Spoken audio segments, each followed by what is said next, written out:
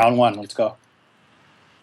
Hello, guys. Welcome to another special episode of Meet a Bird. And man, like every week, we have a pretty good content-filled episode for you. But before I get ahead of myself, let me introduce to you my co-host, Miss Katie Cujo. How are you, Miss? Hi, everybody. How are you? And oop, got a little bit of mic trouble there. Chris, is that all right? It sounds good. good. All right. We're good. Speaking of that, Mr. PTB, Miss Chris Bond over here. What's going on, sir? Greetings, everyone. What's going on? Good. And this episode is going to be about the Grandmaster Art of Ansatskin, or something like that. Right up here above me, we have Mr. Kristen Howard, who worked on Street Fighter's Assassin's Fist. How are you, man? I'm good. How are you guys? Hello, everyone out there. It's really good to be here. Yo, I even see someone in the Twitch chat going, "Yo, that facial hair." Yeah. It's all us, man. Incognito. So, man, we were talking a bit before the show. You're in Los Angeles now. Yeah, that's right. I'm out here doing a couple of projects and just making my way in the world. So I've moved out of England, but retained my accent for now. That's great. How often do you have to like switch between like a sort of like accent for a character, and like do you find it like pretty like difficult, or do you like stay in that sort of voice, or? I guess it really depends. I'm not someone that would be like, okay, I'm playing American, so I will only answer in American when you're off camera. But I mean, one thing that was good for me was no one had a problem with my accent as Ken, and a lot of people didn't actually know that I was an English guy when the series came out, when they first saw it. So yeah, I was pretty happy about that. But yeah, I think I always do like impressions and stuff. So different accents, I'm always kind of switching up. But American is kind of called on most for roles, mainstream things. So you do impressions. Like what sort of like impersonations do you do? Oh, geez, I mean just different accents. You know, put me on the spot here. Well, your Japanese was good. Well, thank you. Very Yeah, convincing. I thought it was good.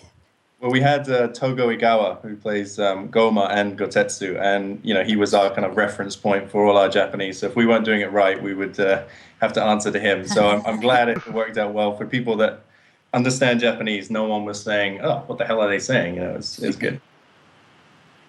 So before we get into actual Street Fighter Assassin's Fist, let's talk about like the origins of Mr. Kristen Howard. So how did you get into, the writing, the martial arts choreography, like any of that? Like what sparked your inspiration? Well, I grew up in England, like on the coast, actually near the beach, which is not as glamorous as it sounds because it's cold. But yeah, I grew up there, and I started doing martial arts when I was about 12 or 13 because I was really into the old Bruce Lee and Jackie Chan movies. So I really wanted to learn just how to do like really flashy kicks and stuff. So I started doing kung fu and karate and everything I could find in the area. And me and a couple of buddies just, we wanted to do those flips and stuff. And then I ended up going to gymnastics as well, learning how to kind of trick and stuff. So from there, I went to university and I actually studied art and design, which was kind of like, I'm not sure where I'm going to go, what I'm going to do. And after that, I thought, yeah, there's the skills that I have, but I really want to, get into the film biz and do stuff like that. So I moved into London shortly after, and I started doing like bits of kind of pseudo stunt work and modeling and stuff like that. And the physical skills that I'd had going through all the belts in martial arts and stuff actually came in handy to do action scenes. Mm-hmm. So I met some good people, and we started working on things, and I kind of got used to performing in fights, and then eventually choreographing fights as well. Nice. So, Yeah, what, I mean, oh, go ahead. yeah, speaking about, the fight scenes in Street Fighter were just, really professionally done, well done. This is on point. this is the first actual physical, films that Capcom, has done that's actually good. Yeah. A live action, actual good Capcom movie. We know Yeah. there's so many bad ones, like the Chun-Li movie, and then Oh. Can we not talk about that? I mean, no disrespect, but I mean, they just, they didn't look Yeah, into the history of it or anything, and Well, that was our inspiration to do something better. As fans and gamers like yourselves to think like no one's really done it right. Even like the great Van Damme, it was like you're not doing it right. Like it should be done Right. as in you were watching the game and saying, okay, these are the moves that they should be doing. So that was a very key point to making the series authentic, and I think that's why it did so well by fans, because they could really see you embodying the characters physically, not only in what they say and what they do, but you're actually there in person, you know? Yeah, and when you guys like first did like the very first, it was kind of like a teaser trailer, you know. Yeah. This is well before Capcom actually like gave you like their blessing. And when I remember when I first saw it, I was just like, yo, like this is Street Fighter, and it was the first time, because I had always wanted, after seeing pretty much most of the Mortal Kombat films, I was like, why can't Street Fighter look like that? And then when you guys released that, I was like, yo, we got it. Like, I mean, the first Mortal Kombat movie, I was like, okay, like someone's actually doing it right. They've got you know, the characters, and it was all in like Outworld and everything. They didn't go off on a tangent of like, okay, well, let's just put this guy in a leather jacket because it looks cool. So definitely to see that. But then, you know, like you mentioned, the previous Street Fighter movies were just not the ones. So yeah, I mean, Street Fighter Legacy that we released in 2010, it seems like such a long time ago for me. And there's people now that are watching Assassin's Fist that never even heard about Legacy. And, you know, that's almost like strange for me to get my head around, because we did that so long ago. But, you know, it was a proof of concept, and I think it went down really well. And that's what enabled us to do Assassin's Fist as well. Yeah. And at that time, were you working with like Joey Ansa and them? Yeah, no, we wrote Legacy together as well. And it was kind of like the passion behind that, and doing the choreography right, even though it was so short, just to get it looking right and look as cinematic as possible and show what could happen with a video game adaptation. You know, because there was a couple of shorts that came out around the same time, and even now there's kind of like the superhero beatdowns and stuff where they've got the, you know, the characters dressed up and it's more about the fight. But we really wanted to show that even though we're doing the fighting, we're keeping it true to Street Fighter. We really want to show the characters and the story, so people can say, okay, that's Ryu and Ken, not just a couple of guys that are fighting in costumes. Yeah, absolutely. I just felt that you gave so much attention to detail, like Katie was basically saying and stuff. You know, it just really proved you guys did your research, and hopefully you can disclose this and stuff. Like, you know, like how much involvement did Capcom get involved with you? They just basically said, okay, yeah, great, you can use the license and the name and stuff. I mean, did they? You know, did they share any resources with you in order to just help to make this, you know, a genuine article? I mean, so Joey and I used to live together back in London, and we were like diehard gaming fans. We both played Street Fighter when we were growing up, and we were like religiously playing it. Even when we lived together, we played Marvel vs. Capcom 2 almost every single day. I was saying to you before, Katie, that we used to be Tekken players, Tekken 5, but even then, you know, when you're playing all the time, you're getting every bug in the system. And it, you know, keeps happening. But Marvel vs. Capcom 2 seems to be a game where, you know, whatever you wanted to do was almost, it didn't have the same kind of glitches as a lot of stuff like Tekken. When you're going for a grab, you'll just kind of go straight through the person occasionally. So we played MVC2 a lot, and then obviously all the Street Fighter characters from that, just getting that move set down. And then Joey went and pitched this idea that we had, and we'd written a treatment to do a Street Fighter 2 series. So he pitched it to Capcom in San Francisco, and they were on board with it, but they weren't really going to offer us any assistance when it came, you know, financially or anything like that. So it was more of a with our blessing project. But, you know, we were pretty diehard fans of the game, so all the research that came into writing the script for Assassin's Fist, and even Legacy, I mean, like the attention to detail in that as well. I made sure that we had like Ryu's kanji down his belt and stuff like that. So people would really, I mean, one thing when Legacy came out, a lot of people were like, why are Ryu's gloves brown? Like they should be red. And we were like, well, if you actually look at Street Fighter 2 that this is based off, you will see that he's got brown gloves. So things like that, where it was good to know that those things weren't like, you know, on deaf ears for people that really loved the games and played them a lot. It was like, okay, you did it right, and you didn't mess up like these minute little details. Mm-hmm. Cool beats. That was like that was just so good and stuff. And I know recently you guys just came from Comic-Con and stuff. So how was the reception there?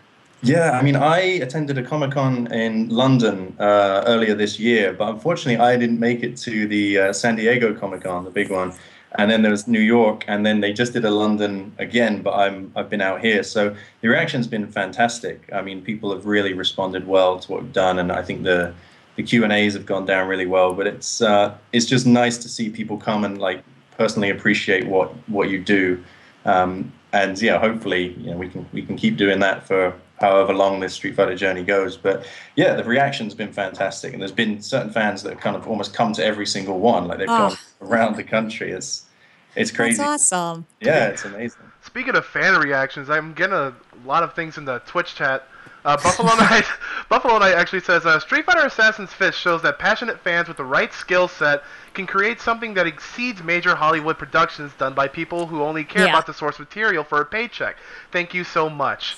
And then Ken is Shot says, the series is amazing and so true to Street Fighter lore. Thank you for that and for your epic performance as Ken. I wanted to ask you how you went about creating the dojos, as they are super impressive. Were they already there, or did you have to make them, and how? P.S. I think you look awesome with that facial hair. Because I walk around the streets and everyone goes, "Hey Ken," and I'm like, "Okay, I'll grow this." And But yeah, like Kenneth Shot was saying, let's get into like the environments that Street Fighter Assassin's Fist took place in. Yeah, I mean that's a really interesting question, and thank you for the comments as well.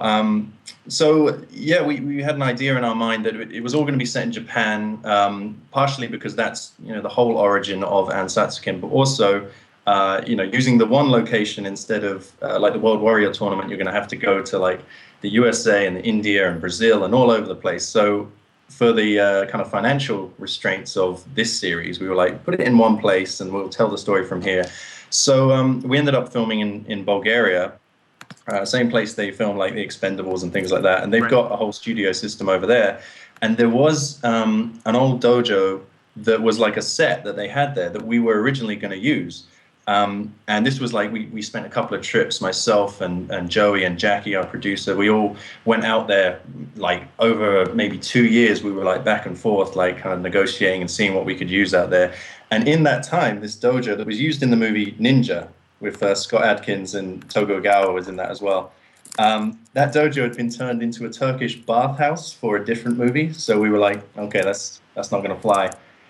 So we had to build them from scratch. So we got some great people out there, like they just, they put these things up in like 4 weeks. It was crazy. So it went from like an idea in the script to I drew out some plans. It was almost on the back of a napkin, like, okay, make a dojo like this. And there's a guy, Antonello, out there who's a production designer, and his draftsman just came up with these like architectural plans. So they were built from scratch to spec. So it was actually a true Ansatsuken dojo by design, which is awesome. And again, like you guys saying about details, on the front doors of the dojo, a lot of people noticed that the inyo that Gotetsu has on his sleeve, kind of the Japanese yin and yang, I put that on the doors of the dojo. So it's like little details that kind of, we could really personalize them, which I'm really proud of, actually. That's great. Yeah, I definitely love how, the scenery was real kind of humble. You guys focused a lot on that. You guys focused on, it also being era accurate. So it was supposed to be in '88, right? Yeah, well, again, to keep it kind of proportional to this is like alpha.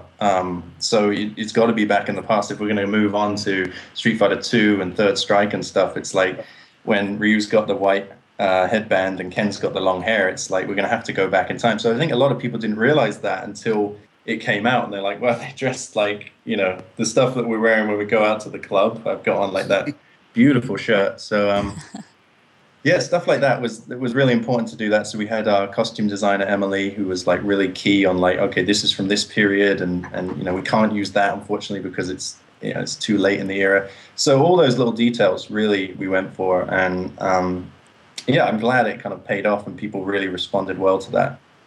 And I know it's kind of early to, not really give anything away, but based on the success and momentum you're generating right now with Assassin's Fist, do you feel that that's going to help propel you to consider going more and digging into the other franchises like, Third Strike and, Street Fighter 4 series, or mainly just to introduce the other characters that are in the whole entire franchise, like Birdie and, Alex and stuff like that?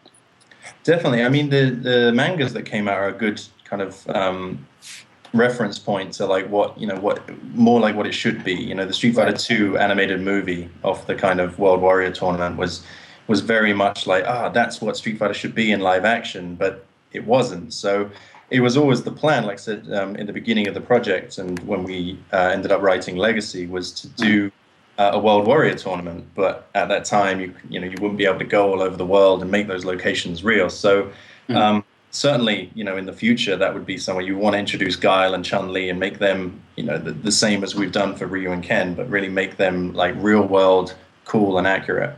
Yeah. And I like the concept that you guys generated, because I was always curious. I was thinking, all right, how are they going to do the Hadou? I was like, sure, how's that going to work?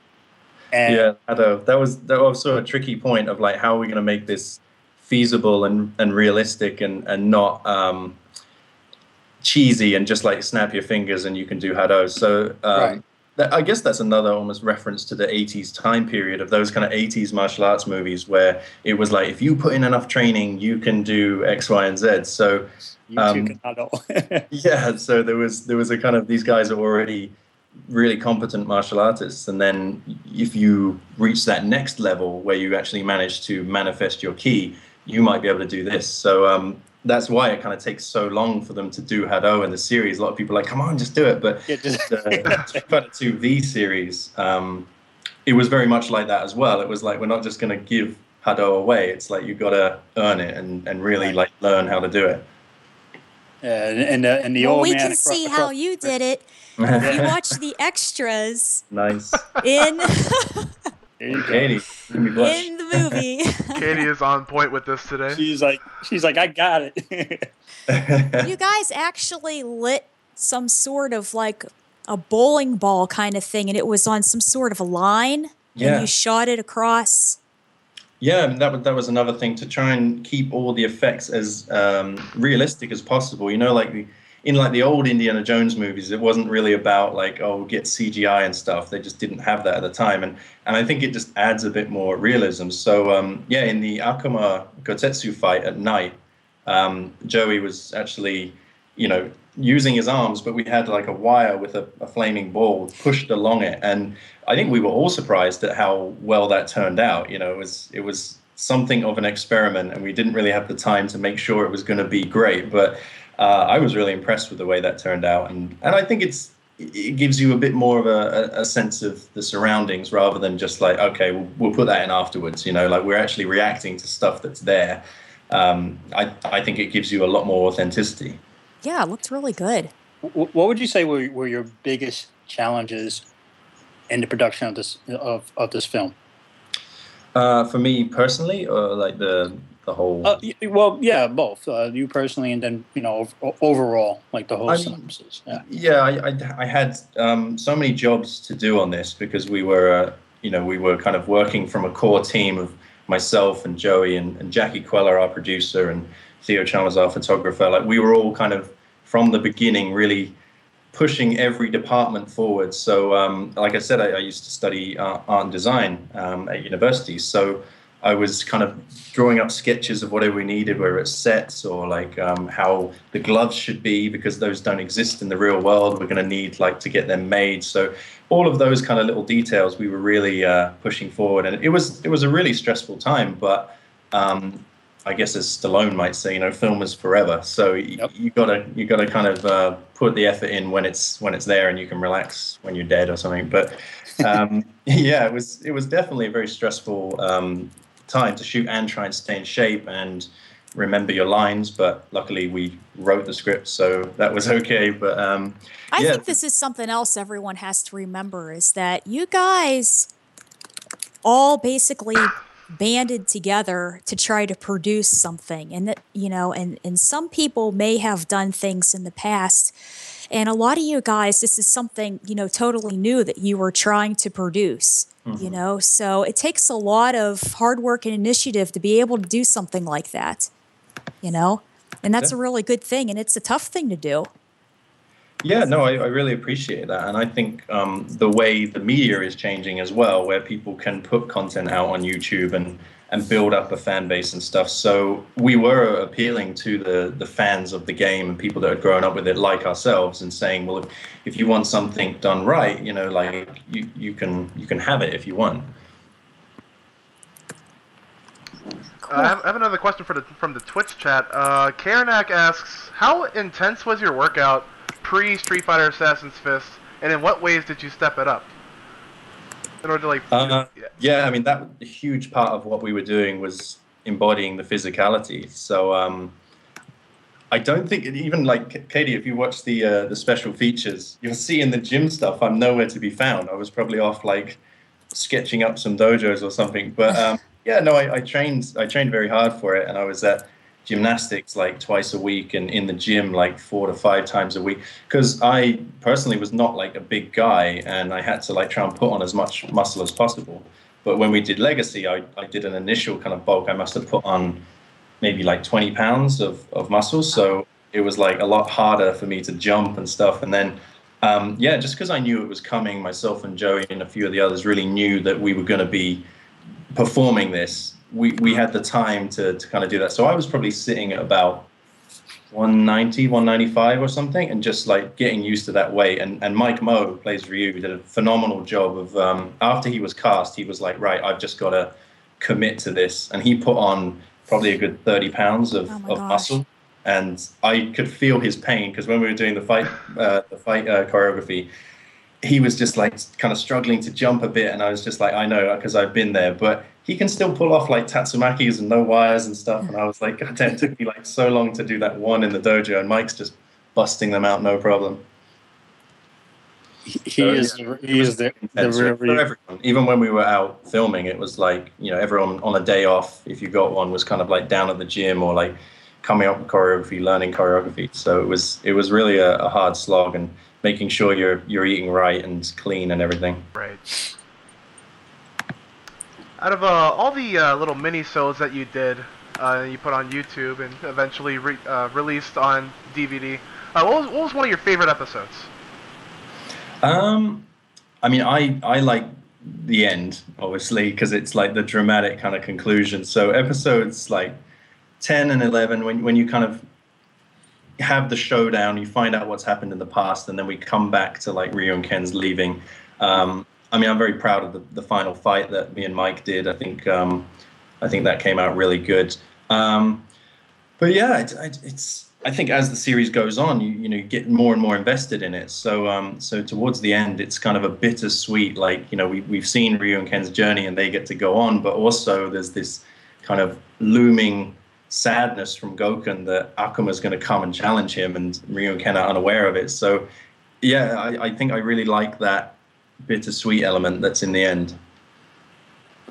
How about you guys? What was your favorite episodes? Like, I wanna know from you. I liked it when you guys went to the bar. Yeah. And Ono was dancing around with his little Blanca necklace on. Ono is I love that. That's so funny, because in real life, like, so in the story, obviously Ken's like kind of the ladies' man, runs in there. He's like arms around the chicks, and Ryu's like this fish out of water. I'm telling you, it's the exact opposite in real life with me and Mike. He's just like running out, he's dancing all over the place, and I'm just like, okay, what are we doing here? So it was hilarious that we had this like role reversal going on. But I would have to say my favorite part obviously was more towards the end, when Akuma is fighting and stuff. You know, that's because you know, I mean, yeah, he's evil incarnate and stuff like that. But it was just like just to see the path that he took from where he started into that, what led him up to that. You know, like seeing developing a villain is not really easy. Like Hollywood sometimes tends to just do it wrong. And I just really like the way you guys are developing. He doesn't just come out and say, "Okay, you know what? I just hate everyone." You know, there was a lot of character development there. And when I finally got to that part, you know, I was just like, "Yeah, this is good." Yeah, I mean, he's something of an anti-hero as well. Like he's not evil. He's not doing it because of hate. He's doing it because he's got a code and he's trying to achieve something more. So if anything, it's kind of just him being true to himself rather than compromising or like just saying I want to murder people. I mean, like in the Udon comics, which are a fantastic reference, and just all the lore that's come before, it's like he won't challenge people or fight people that are not up to it, which is not worthy. It's a phenomenal trait to have for a villain to say, well, I'm not going to do it. And so, yeah, I mean, the whole story kind of revolves around the rise of Akuma. Yeah, it was good. I sat there when you guys released those episodes. I went through that thing in one sitting. I was like, I'm not getting up, and I sat there, and I just wanted more. Yeah, that was the intention. So because it all came out at once, we weren't sure will people like drop off and find it boring. But I think a lot of people binged it, and that's good. Like House of Cards, people just couldn't stop watching it. Yeah. Chris actually took the words out of my mouth when he said like the development of Akuma or Goki is like pretty much like one of the most like defining moments for me when I was watching Street Fighter Assassin's Fist. Like, you see all these newcomers to the Street Fighter series, especially after Street Fighter 4 released in 2009, and they see this like big badass demon guy, like, oh man, I'm gonna punch and kill everything. But when you really look at this video, like, you almost feel at the end, you almost feel sorry for the guy. Yeah, definitely. Yeah, no, that was the intention, and to get all of that kind of iconography of like the big back shot of Akuma, like after the Shungokusatsu, and it's all of that stuff that really contributes to. I think it uses a lot more of you getting into it and feeling what it's all about, rather than that was just a cool death. It was like everything you had to go through before to get that. And I mean, Street Fighter 4 for me is like a little bit too cartoony when you kind of grew up on Street Fighter 2, and that's kind of the mid-tier characters are mid-tier size and stuff, but then you get to like Street Fighter 4 and Ryu and Ken are these like massive hulking dudes, and you're just like, that would never work, because how are you going to get a Sagat? How are you going to get a Bison if Ryu and Ken are already that big? Right. I can't wait to see Sagat and Gal and Chun. Right. So speaking of this, Eagle Saris asks, if there was a chance, would you do the Street Fighter Alpha movie dramatic with the Ryu and Ken versus Bison fight scene? Well, I mean, the story that we've told is more or less the Alpha time period, but just trying to fit in the tournament and Bison, and like I said, with keeping it all in Japan. I think, Katie, especially if you've watched the epilogue on the end of the DVD, there's a little Easter egg right at the very end after Ryu and Ken have left that I think a lot of fans are kind of gone a bit crazy for at the moment. So it kind of sets up what's going to happen. But you have to go and buy the DVDs to do that. So go and buy it if you haven't got it. Another question, and I can't really find the username, so I'm sorry that I've forgotten you. But he said he was basically asking if you would like to cross over into like other fighting game storylines. Like he was mentioning that you could play a Terry Bogard from Fatal Fury, even. Sure. Well, obviously there was the movie that was also a bit off-piste and whatnot, but yeah, no, I mean, that's, I guess each video game has its kind of counterparts to each other ones, so certainly that could happen. But I don't know, I mean, Street Fighter is such a huge franchise that it's got fans all over the place. Even people that aren't necessarily into video games would probably recognize, that guy in the red and that guy in the white, like they have that kind of sense of it at least. And so you get some games that are kind of slightly more obscure. Like if you're not a huge fan of it, then it might be a bit more difficult to kind of introduce those characters. But who's to say? I mean, moving forward, that certainly wouldn't be something you'd be super adverse to. Can you imagine if somebody played Kazuya? They'd be pushing him off a mountain, pushing him in a volcano. Like, it's a little too. He'd be getting a beating. Yeah, good Lord. Cut. Do that again. Yeah, well, Kazuya was always a favorite of mine in Tekken. Actually, he's just power. But yeah, I mean, like I say, I haven't actually played much Tekken lately. You were saying Tekken 7 is coming out, or is it out? Mm-hmm. Crazy. It's right around the corner. Yeah, I think they have some testing sites out now, and I think it might be like 9 months, maybe. I think. Right. Yeah. Awesome. What other video games do you enjoy other than, well, obviously Street Fighter, Chris? Yeah, I was saying to Katie earlier, like I used to play a lot of Street Fighter, a lot of MVC2, and then just so busy with the project and other things that I didn't actually have a game console and I didn't do stuff. But yeah, I used to play like Tomb Raider and a lot of the old kind of fighting games and all the old platform games. But in terms of like recent stuff, I haven't been on that much. But yeah, the Tomb Raiders as they went along were always good. Like I enjoyed the puzzle game element of it. And I never actually really got into kind of Halo and things like that. That wasn't really my thing. But I know those are like super popular. Katie's giving me a little smile. Like, I liked Halo 2. They're releasing something. They're like, aren't they doing a revamping of Halo 2 or something soon? Yeah, it's the Master Chief Collection. Also with a totally remastered Halo 2 called Halo 2 Anniversary, which is what they did with the Halo 1 for Xbox 360. And Call of Duty just released on Tuesday, right? Advanced Warfare just dropped today. Yeah. Wow. Have you guys played that? It looks good. I might check it out. I've been playing a lot of Destiny and stuff. Surprisingly, even though I usually play more fighting games, and I actually want to check it out because one of my favorite actors, Kevin Spacey, is actually in it. So really, I definitely I want to check it out. And I play games not just for the action. I also play from story. So I really like what they have put together, and I'm hoping I'm going to have fun with it. I must check that out.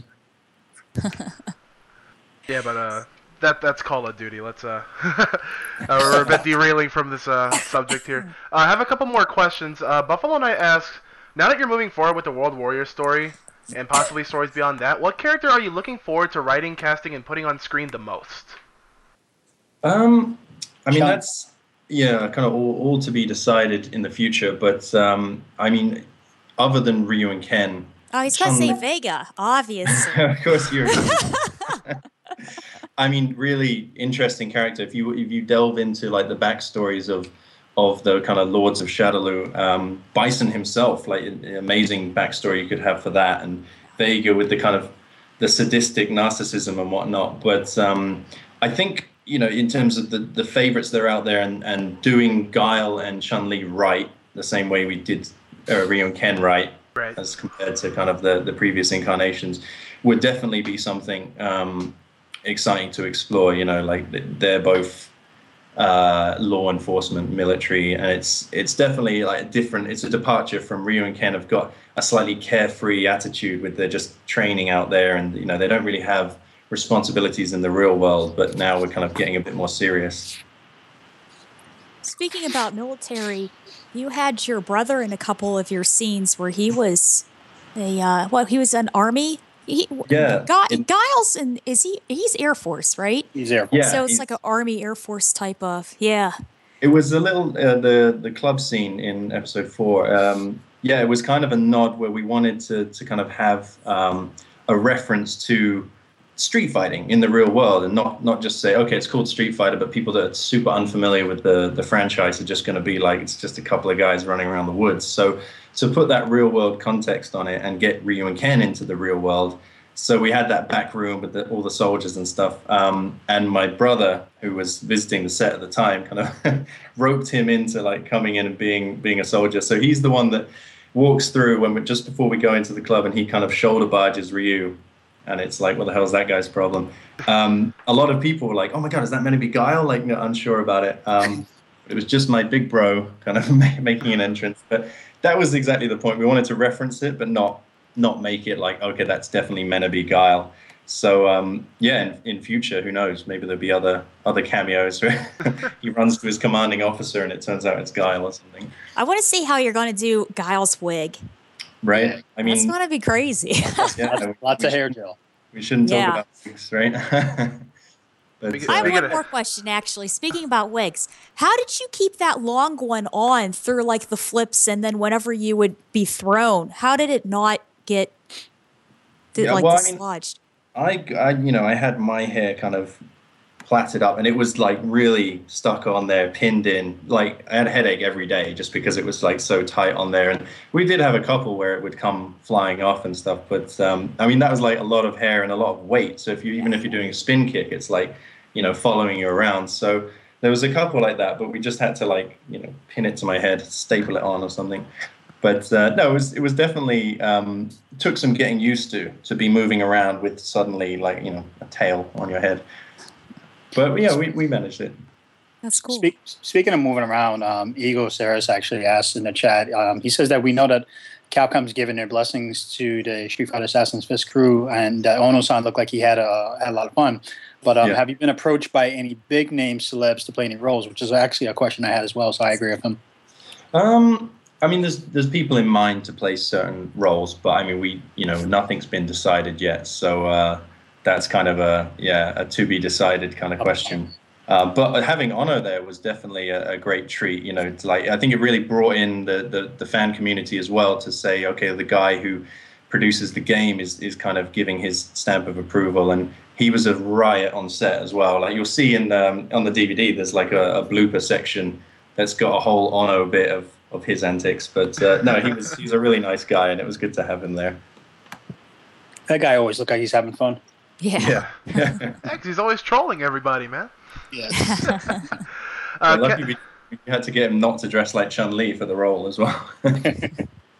Kenneth Schott asks, judging by Street Fighter Assassin's Fist, what else are you writing right now? And will you focus on only martial arts aspects or explore other genres of movies as well? I mean, for me, I'm an actor that wants to, act and do other things. And obviously, martial arts is something I can do and hopefully do well if you guys enjoyed the series. So, yeah, that's definitely a big interest of mine. But I'm also working on other things. I just did a pilot for a proposed series called Option Zero that's kind of like a bit more special forces, guns and stuff like that, but still with kind of hand-to-hand combat. So it's something I enjoy doing and obviously do a lot of fight choreography, but, straight up parts are good for me as well. I mean, after we finished filming, I was kind of like training so hard for Ken that when I got out and took some meetings, a lot of people were like, oh, don't get too big. And I was kind of thinking, I don't feel that big. But if you're on set with a bunch of like muscular guys, you're not going to feel like you're walking around like a Hulk. But yeah, I think I want to remain kind of versatile as well. But yeah, we'll see what happens and what kind of offers come up. I mean, I know it's out of left field. I wish somebody could do like a live action Strider. Strider, yeah. No, that would be cool to see. Yeah. iMan3D asks, have you ever considered Street Fighter Assassin's Fist merchandise like toys? Can you imagine holding a little Ken toy in your hand that looks like that would be a good idea. It's been my dream since I was a kid to do something where I deserve an action figure, right? And so, yeah, no, I hope in the future, something's kind of done. Because we've got T-shirts and hats and stuff coming out. And some are out already, actually, on Hot Topic and stuff. But absolutely, I think it would be fantastic to have a little line of figures, especially the way they are now, like with the movie action figures or like the McFarlane ones and stuff. They look so fantastic. I would love to have really realistic ones and, all the different outfits that we wore and stuff. I think that would be very cool. Cool. Yes, I can't wait for that. Yeah, anyone out there wants to start making them, just go ahead, Heard it here first, folks. What about your? You said you were going into you were developing a pilot, Project Zero, was it? Yeah, it's called Option Zero. It's written by Oliver Ling and directed by R.L. Scott out here, who's done quite a few action things before. So we just finished doing a pilot on that. Hopefully, it should be released pretty soon. Yeah, and hopefully that could be an action series going forward. So I'm quite excited about that. And I myself have started doing a couple of other writing bits. Something I shot a trailer for that's kind of it's like an 80s-esque action parody. So when that's ready, I'll blast that out. But yeah, there's definitely stuff going on, and I want to keep writing different things as well, not just kind of get stuck in a video game genre. I mean, it's definitely a passion of mine, but there's a lot more to do out there. Yeah, definitely. You mentioned someone by the name of Oliver Ling, am I correct? Yeah, that's right. Yeah, if this is the same one, he's actually been really a great member in our competitive fighting game community. Have you ever like thought of taking fighting games competitively, or like gone to like tournaments or anything like that? For me, I mean, I would play for fun with friends and stuff, and never really went into tournaments and things. But yeah, I don't know. It would be like a level up of skills, and I'm probably too proud with my favorites to do what's sensible. You know, like MVC2, I played a lot. I never really played MVC3 because I didn't really get down with it. There was no Ken in it. There was no Cyclops in it. So I was like, this is like my team is destroyed. I like this guy. Yeah, so. Yeah, like MVC2, I really enjoyed, and you could have, I think the best thing about that is using different supers. I really didn't like Street Fighter 4 when you had to choose, and the other person saw what you were choosing, so they just knew exactly what you were going to do. But yeah, I don't know. There's people out there that are just wizards on the tournament circuit that wouldn't stand a chance. So who knows? Maybe I'll have to like test my metal against Katie, and if she gives me then maybe. I was going to say, yeah, because if you go to a tournament, you're going to be swamped with people. I mean, forget playing. Man, they'll be having you doing shoryukens and ukens all over the place. Too much pressure now. What if I lose? Oh man, that's cool. Hey, but if you do, it's like, hey, you know what? See that character on that screen right there? I'm that guy. Even if I lose, I'll just be like, well, I didn't realize, so don't worry about it. Maybe next year you can like make a guest appearance for Evo or something. Yeah, well, if there are any coming to Los Angeles, like, I'll show up. Yeah. Definitely keep in touch. Yeah, actually, where is Wednesday Night Fights? That's more northern. Valle's more northern, isn't he? Yeah. Than LA? Something like that, yeah. Jeez, I should know where it's at. I'm embarrassed. I'm not from. Yeah, we're all East Coast. We know all the East Coast stuff really well. It's at Super Arcade, and I think it's called Walnut, California. Yeah, it's in Walnut. Okay. Well, actually, I wanted to talk about something I thought it was really cool too. You had a female producer on Assassin's Fist, Jacqueline Quilla. First thumbs up. Second thumbs up. She did a shuriken in a jump harness.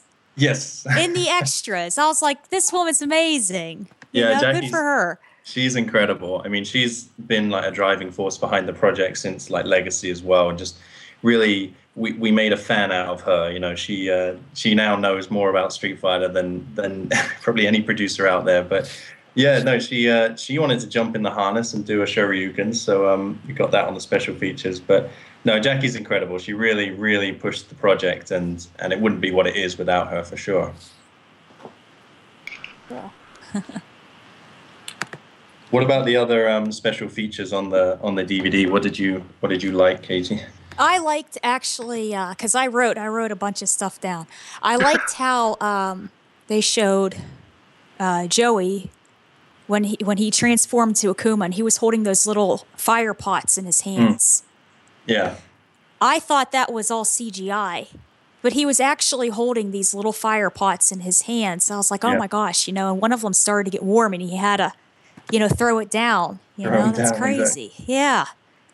Yeah. Again, trying to make everything as practical as possible, and as you can see, I think it does make a difference to your performance. If you're just holding a hand up here and someone's going to put flames in afterwards, you're just thinking, what's that going to look like? But if you actually have it going off, so yeah, trying to keep it all as authentic as possible, and I think obviously there's a risk doing that, but nothing that's particularly unsafe, and I think it's definitely adds a lot, Yeah. Yeah. Out of the work that you've done, and including Assassin's Fist, I mean, did you incur any major injuries and stuff, like enough to that you had to like kind of like stop production, or was it pretty relative? Yeah, we were all pretty good. I mean, I don't think you can get away with making such a physical series without people getting kind of bumps and bruises and stuff. But yeah, we did pretty well. I mean, the main part for me and Mike and Gaku and Shogun, who were the young Akuma, Goki, and Goken, was that we couldn't wear shoes for the most part. Like Ryu and Ken never wearing shoes in the game unless we're in like our civilian clothing. If we're training, we're not wearing shoes. So Mike and I had to run around the woods, and it was like it all looks very like serene forest, but in reality, it's like you're sweeping up kind of like broken bottles and things like that. So, I mean that last fight that we did down by the lake, and there's kind of like tall grass. I mean, that was exactly what we wanted because it looks epic with like the wind going through it, but you just don't know what's under there. So we're like being very careful with our steps. And I mean, we all got like a little bit of this and that. And Mike hurt his ankle quite early on, which he like really was a trooper, just kind of, well, we just got to do it. I can't hold up production. So yeah, he was a bit injured. I mean, when we were doing the dojo fight, it was nice to be on like hard floor for once, but I managed to cut my foot open on that doing like the tatsumaki and stuff. And then I couldn't put any shoes on, so I just had like an open wound on my foot, and it was like, yeah, I just got to kind of keep going and get the job done, I guess. And there was a couple of hairy moments, but I think everyone was okay in the end, and everyone was willing to kind of make that sacrifice and endure a little discomfort for an end product. Nice. And to segue off of that, Friedel, who was in the chat, he said new medias provide a lot of opportunities for content creators to get their name out there and reach a large audience. It sounds like you're somewhat involved in all the production aspects of the film. But what part do you enjoy the most? And if you were able to, would you focus all your energy on acting?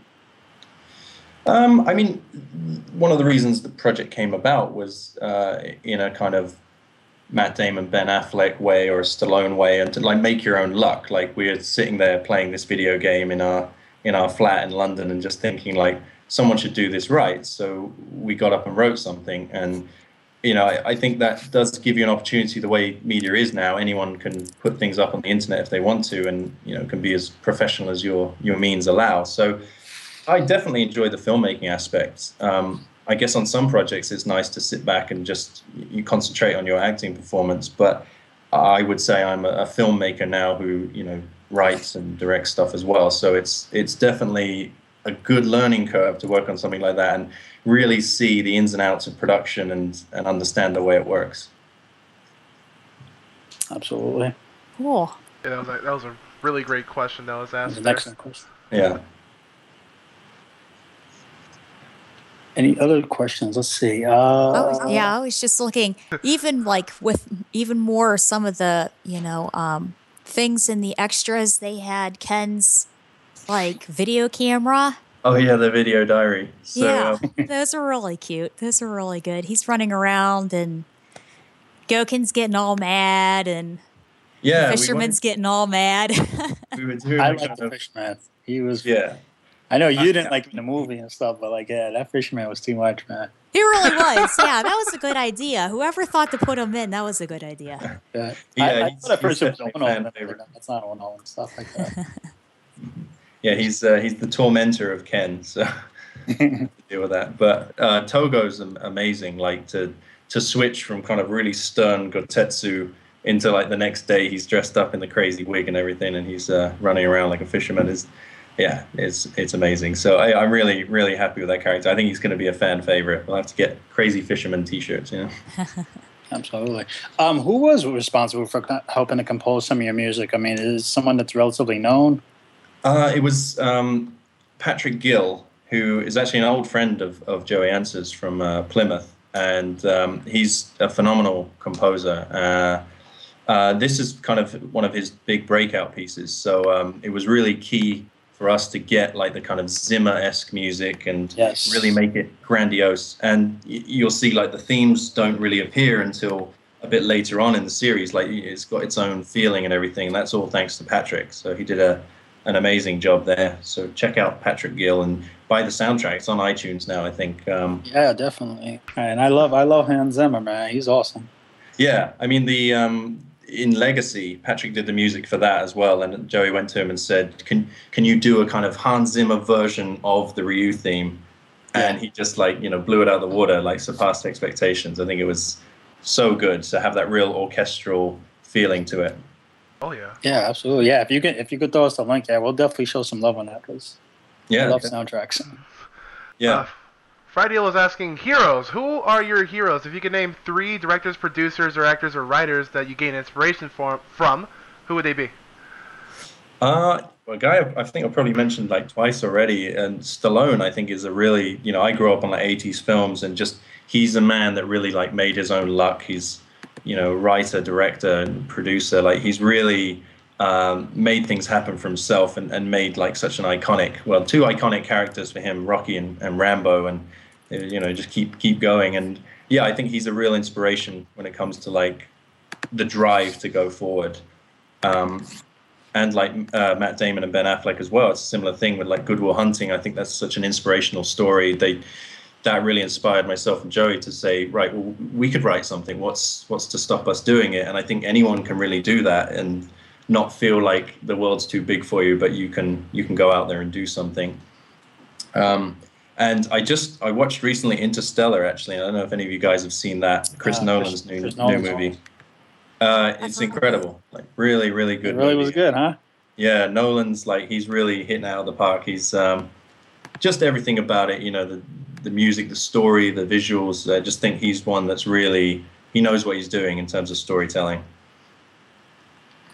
All right, that's little shameless plug for Interstellar there. Sorry. Yeah, Chris knows good. Like, yeah, your check's in the mail. Yeah, right.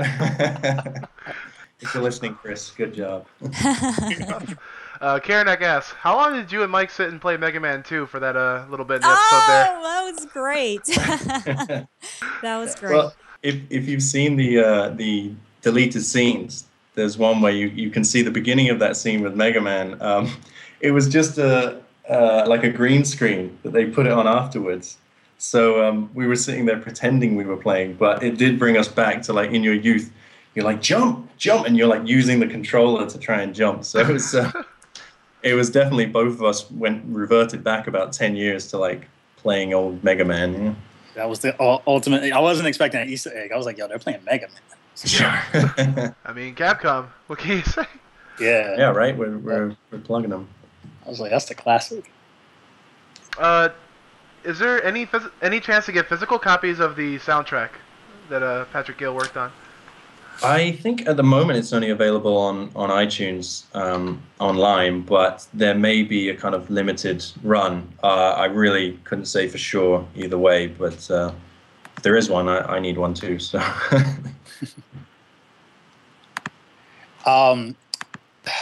when do you think we can get our first taste of like the sequel? I think that stuff is all, it's a little way off at the moment. I mean, yeah, all kind of to be confirmed, because we're still seeing how this one goes. And the DVD has been out for maybe a week now or something, and it's going well. So, yeah, hopefully the ball will keep rolling, but we shall see. I mean, I can't say if or when or why at the moment. Gotcha. Sometimes you want to keep people, excited and wanting to see something for a while.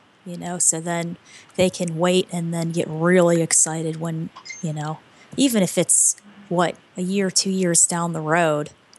I mean, look how long it's been taking them to make a Street Fighter V. Yeah, it was worth it, though. No, I fully agree with that, Katie. It's like everything's so instant now. People expect the next thing. Even when the series was first announced, people were like, where's season 2? Like, they binged it one day, just went like, okay, where's the next one? And that's kind of what it's like now, unfortunately. But no, I agree. It's nice to actually anticipate something and wait for it a little bit.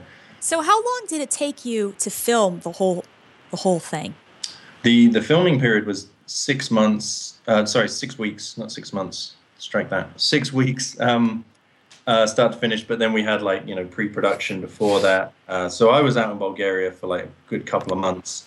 And then afterwards, we had all the post-production, editing, and whatnot. So, after the shooting, that was kind of like only half the battle to get it all in the can and then get started on everything else. But I say those guys in Bulgaria, like we were on such time pressure, money pressure. It was like just to put a couple of dojos up in 4 weeks, I think they took to do that. And those were like awesome. They were like actual real buildings. It wasn't just like flimsy kind of, this will blow down in a storm. It was like they were real buildings that were there. Hopefully still there. But yeah, it was a good process. But yeah, I don't know, it feels like so long ago. We finished filming it well over a year ago now. Kinesat and stuff basically ask, I'll just make a twofold question and stuff, and I already know that you have a Twitter because we've given out to us, but where can we keep up with your your projects, your film projects in particular? I am mainly using Facebook at the moment. I mean, I do have a Twitter and whatnot. I need to get into the tweeting. I'm terrible at it, so I haven't been doing too much of that. Likewise with like Instagram and everything else. So at the moment, if you go to Christian Howard Official on Facebook, yeah, I've got new stuff coming up on there, and you can kind of keep up to date with what I'm doing. Yeah, I just went ahead, pulled up the Facebook, so the Twitch tab's there for them to see and hopefully follow. Keep up with you and all your antics and whatnot. Yeah.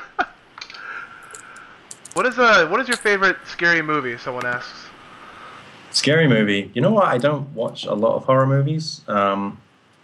We could say the Van Damme Street Fighter was pretty scary, but yeah, I don't know. I mean, when I was a kid, things like It scared the hell out of me. But at the moment, I'm trying to think what I've seen recently that was really like. What came out this year? What was the most recent? There was a movie about a doll. What? Yeah, Annabelle wasn't that good. Yeah. I mean, the trailer kind of put me off. I was like, why would you keep that doll in the house? So I think I went off and said, I'm not going to see that. Give me nightmares. Yeah, there was a Dracula one, too. Yeah. The Origins of Dracula, something like that. The one that just came out this year? Yeah. That was actually really good. Really? I went and saw that, yeah. Yeah. Oh, I'll have to check it out. Yeah, I guess I don't watch that many scary movies.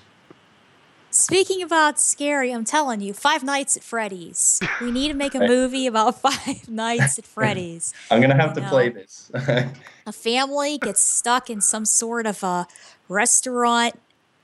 It closes for the night, and all the animatronic animals come out and try to rip them apart. That's it. I'm telling you, it'd be great. Oh man. I played a demo of the Slender Man game. Is it called Slender Man? Yeah. That was pretty scary because I didn't know there was like a gamma setting, so I couldn't see anything. I was just running around there, and then suddenly the guy jumps out. But yeah, you can make it a bit more daylight. Buffalo might ask, why do you think many films based off of things like video games and comic books have such a hard time translating the source material to the big screen? Oh, that's a good one. Yeah, I mean that was kind of our battle as well. But I think, like I think you guys mentioned earlier, you get kind of a producer that will see dollar signs and just kind of try and put just bums on seats and really like just, okay, well, how can we make this the lowest common denominator and get as many people in as possible? We need these elements to make a good story, and we'll just kind of slap the character names on.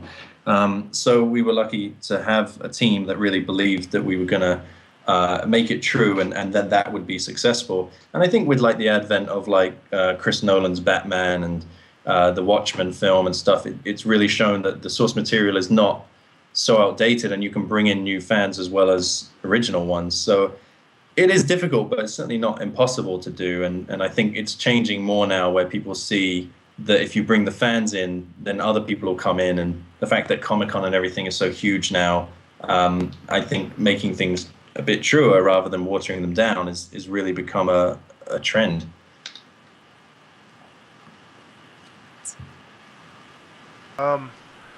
Actually, I had a couple of questions I wanted to ask you. When traveling from like like the UK to like Bulgaria for like the filming of Assassin's Fist, do you ever get homesick? I'm okay. I was out in London for like 10 years, kind of away from family, and you go back for like the holidays and stuff. So I'm not so bad about that. I know some people will kind of like really get a bit homesick, but I was too busy to do that really. Not in a horrible way, but like There was just something to do all the time that there was no time to really think about it. And like you said, my brother came out to visit me, and I roped him into being in the series as well. So, and I was working with good friends of mine. All the people out there were really close. So I think that stops you from being homesick as well. Like you're around a bunch of people. Like say Joey and I used to live together, and all the core team were really tight after working together for the last 4 years or so. So yeah, you don't really miss it because it's kind of with you as well. Speaking of the core team of cast members you had for Assassin's Fist, like how were bonding moments? Like what did you guys do? Any activities you took place in like off the set? Yeah, I mean, there was certainly like, people going and letting off steam with, out at the restaurant, have a drink or something. I mean, I personally was so busy, there wasn't really any downtime to do that. But yeah, I mean, it was really good. Mike Moe is such a nice guy that the on-screen rapport that we had as Ryu and Ken, I think it comes from real life as well. Like, I don't know anyone that wouldn't like Mike. He's such a nice guy that it was like you find it hard not to. So I mean, that kind of thing, I think, really translates to on screen how tight everyone was, because it was a really core team, and we didn't have like hundreds of people working for us. So right. Yeah, it was kind of in each other's pockets for 2 months, and it's just nice. Like I say, we're all friends. So there was like a few movie outings. I think we watched the Wolverine movie there that had Hal Yamanuchi in it, who played Senzo, the groundskeeper, in our series. So yeah, we knew he was going to be in that movie, and it was great to go and see. He's in the big movie with Hugh Jackman, and we've got the guy here, and he's like lending his skills to our series. We was like really humbled by that, and he's such a nice guy as well. I've messaged a little with Hal. Yeah, he's such a nice guy, and he's really like philosophical. Yeah, kind of guy, and I think now he's doing operas in Italy or something. In Italy, yeah, because he's fluent in Italian as well. I mean, he's such a sweet guy, and it's nice to have such. I shared a bit of screen time with him, and it was he's definitely something else. He's a great guy. Speaking of screen time, if you had a chance, and so just to throw it out there, if you had a chance to. I know you mentioned Stallone was your one of your heroes, but perhaps you have other people. If you had a chance to work alongside any actors, who would it be? Any actors? Geez, I mean, there's a lot of people that I really admire. Like Christian Bale is like a big hero of mine, so maybe that. And I think Robert Downey Jr. is incredible. If you haven't seen The Judge, I'm like plugging loads of movies here, but The Judge is a fantastic movie as well. So, yeah, he's definitely just on top of the world at the moment. And I don't know, like all those old action guys, like the Expendables and stuff, like they were such my heroes that I probably wouldn't want to tarnish it by like getting involved. But I mean, I worked with Van Damme before on this British film called UFO. And I was actually doubling him for a fight as well. So I was kind of working with him on that. And that was an experience. Cool. Like Van Damme's, he's a character, definitely. Nice. That's really neat. Yeah. That's awesome. Did you ever thinking of bringing in Van Damme for like your Street Fighter pieces there? Oh, we wondered, but I think the backlash would have been more severe than we anticipated. So. He could play Guile again. Could have shown up in the fight room and just been a grunt in the background. But if he was up for it, I don't know. Well, I mean, funnily enough, the Expendables 3 was actually shooting in Bulgaria at the same time we were shooting, and that day we were we actually used the bottom of a hotel as that whole club scene, and staying in that hotel was. Stallone, Terry Crews, they were all there to film Expendables. So good if they came down and made little cameos. But what are you going to do? That would have been cool.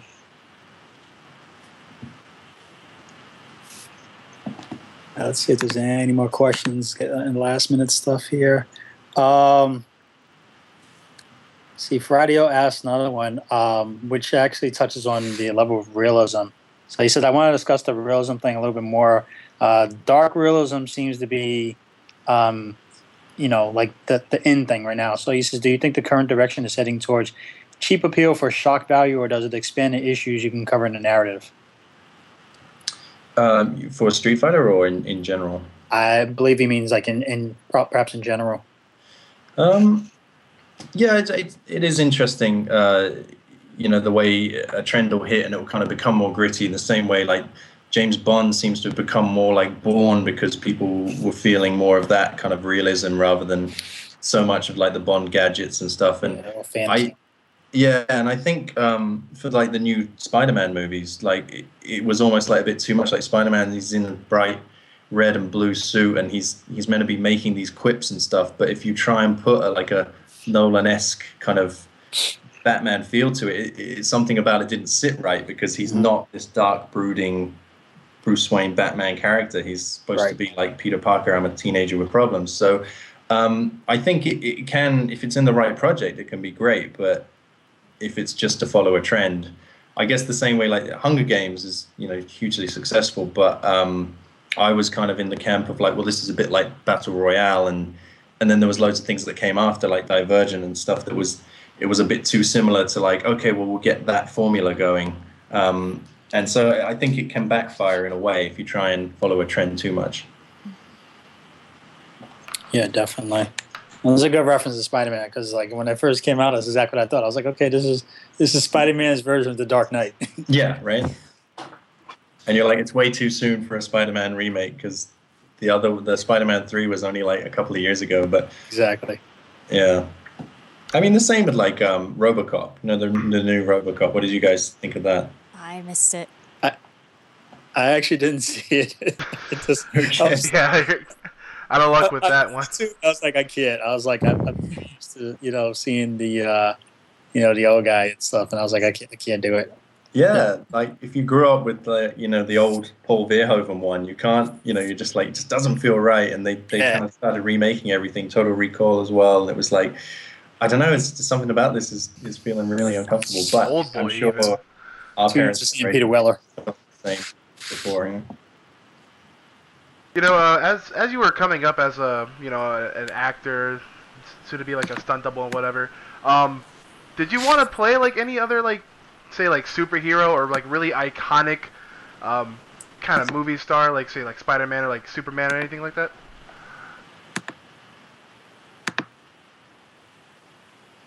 Uh-oh. No, definitely. I think there's a lot of pressure for like a Superman. It's very specific. But I think it was a strange one to think that Ken could become a reality, given that I played the game so much when I was a kid. And in terms of, I mean, I was a huge Batman fan when I was growing up as well, but never really considered, I could play Batman one day. Although, like, now that my hair is kind of coming back, it's a bit longer again. I used to have very long hair, like when we did Legacy, and if I hadn't shaved, I did get accused of being Thor before. So there you go. I have to steal the mantle from Hemsworth.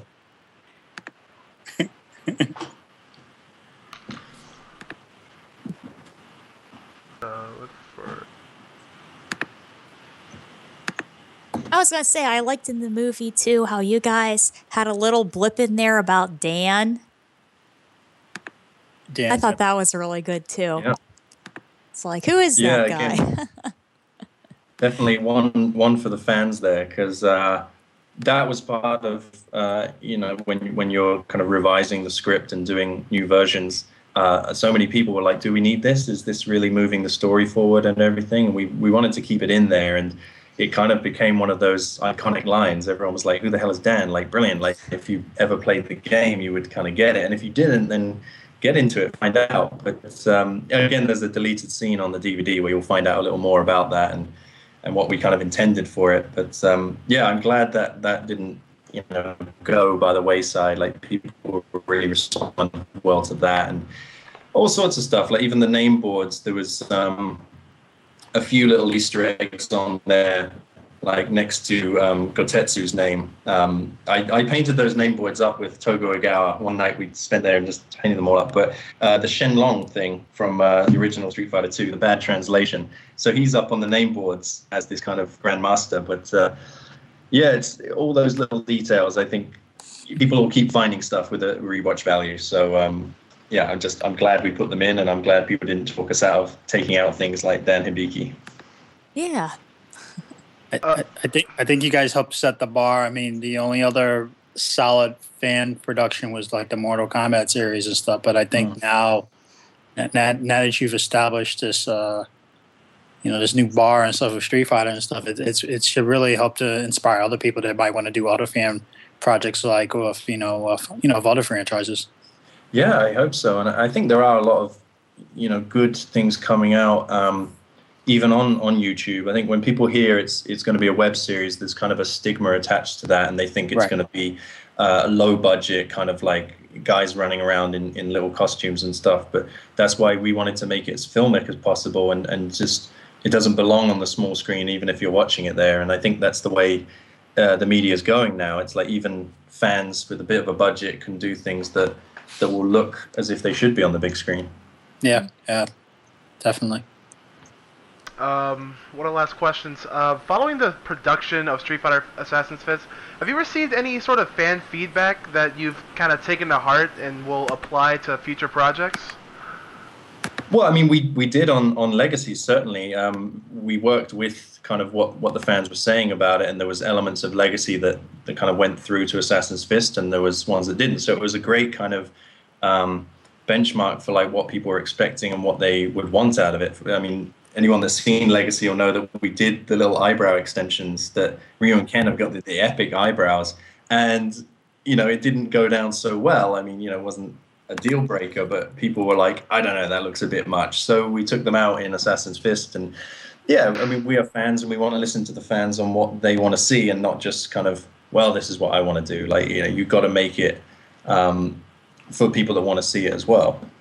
Exactly. So I will see, like, I think once Assassin's Fist has been out there a little while longer, people will start kind of, oh, it'd be great if this happened or that happened. But certainly the feedback's been great. I mean, I'm very thankful that 99% of the feedback I got as Ken was great, other than maybe a bit too much hair and whatnot. But you always get the odd one that's kind of like, oh, God, I can't believe they're saying that. What are you going to do? Those are the ones that stick. Good stuff. Well, Christian, it's been really great having you here for this hour plus, just doing this stuff with us here on Meet or Burn. Do you have any final words to say to like the fans or anything you want to put out there? Well, I want to thank all of you guys and thank everyone for tuning in. I really appreciate that, and I hope you guys will follow what I'm up to next. And keep gaming, keep watching Assassin's Fist. Buy the DVD if you haven't. I've got to say that. Where's that DVD, Katie? There it is. There's the back. I'll open it up real quick too, so people know what it looks like inside. Wait a minute. 1, 2, 3. Yeah, yep. Beautiful. And in the back. 3 disc. Awesome. Well, thank you, Katie, for buying it. Thank you, everyone else, for buying it. And thank you guys for having me on. It's been really good to talk to you. Thank you for coming on. Right, and if you want to keep up with Mr. Christian Howard and what he's doing, be sure to follow him on Facebook and Twitter. I will paste the. I was gonna say credentials. I'm gonna paste the links down there. Paste my social security number and everything else. Oh man, that'd be horrible. Yeah. Also follow him on Twitter at Christmas Howard. If he would actually, get on there and start being active with the. Yeah, start being active with the community. Get to get some more of that feedback. Katie, you got any last words to say? I think it was great. Yeah, this was a great conversation. And yeah, definitely, if you want to come on and help, talk about any other new things that, is going on. I mean, even not, fighting game related, go right ahead. It was good stuff. Chris, you got anything you want to add? Nah, man. I just, honestly, after watching the film, I'm just really honored that you took the time out of your schedule. I know you have a lot of things that you have to do. Absolutely. So personally, as someone that enjoyed the film and just being able to talk with you, it definitely does mean a lot. And I look forward to your future projects and the next upcoming episode in the series. Thank you, Chris. All right, guys. Well, that will do it for this episode of Meet or Burn. If you missed it or you want to relive what we were just talking about and experiencing here, be sure to look up the archives on the YouTube channel. I will have it up sometime tomorrow afternoon. And again, a really big thanks to Mr. Christian Howard for coming out here and answering all of your questions. And thanks to the Twitch chat for being so interactive. Yeah. And asking questions, because you really and not being good, not trolling. Yes. Because that's what our community is known for. Some trolling that you We're on didn't our read best out. behavior You're on tonight. Shout outs to all of you guys in the stream chat. Yes, thank you good. all very much, and we hope you will join us for our next session, which will be November 18th at 9 p.m. Eastern, 6 Pacific. So be sure to mark your calendars for that. And for Miss Cujo, Chris, and myself will be signing off. So take care, guys. Later.